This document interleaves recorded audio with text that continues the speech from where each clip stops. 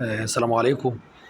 تعديلين بس صغيرين كده على فيديو مبادرة الريف المصري للعاملين بالخارج بتخصيص أراضي بالدولار في منطقة غرب المنيا. رقم واحد، المتاح مش الآبار والكهرباء، لا، المتاح هو الآبار فقط المحفورة. الكهرباء لسه هتتوصل، فاللي هياخدوا القطع هتبقى القطعة 238 فدان مقسمة إلى سواء شركة هتاخدها كاملة أو أفراد. الفرد هياخد 40 فدان، والافراد مجتمعه في البير اللي هيكفي 238 فدان. هم المسؤولين عن تركيب مصدر للكهرباء او الطاقه الشمسيه لحين توصيل الكهرباء. توصيل الكهرباء هيوصل امتى؟ لسه الحقيقه ما تحددش ميعاد، ممكن بعد سنه، بعد اتنين، بعد تلاته، لان المنطقه هناك ما فيهاش كهرباء. فممكن الريف المصري بعد سنه اتنين تلاته الله اعلم يعني لسه هيدخلوا الكهرباء ويكملوا المرافق. في الثلاث سنين دول او في السنتين ثلاثه دول حضرتك ملتزم تزرع 60% من مساحه الارض.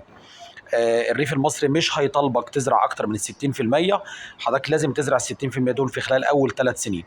النقطه المهمه جدا اللي انا اتاكدت منها بشكل قطعي انه المقنن المائي غير قابل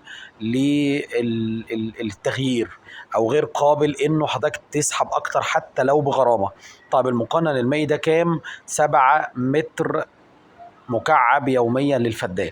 الحقيقه ده رقم قليل جدا، لكن هم جايز يكونوا عاملين بحسابهم انه الناس مش هتزرع غير 60%، او الناس مش هتزرع محاصيل تستهلك ميه كتير، لكن معدل السحب من البير مش هيتغير. حضرتك ليك 40 فدان بتصرف يومي 280 متر مكعب، 281 لا، هو عامل لحضرتك 7 متر مكعب يومي في 40 فدان، يبقى حضرتك ليك يوميا 280 متر مكعب ما يزيدوش يعني لتر مش متر مكعب.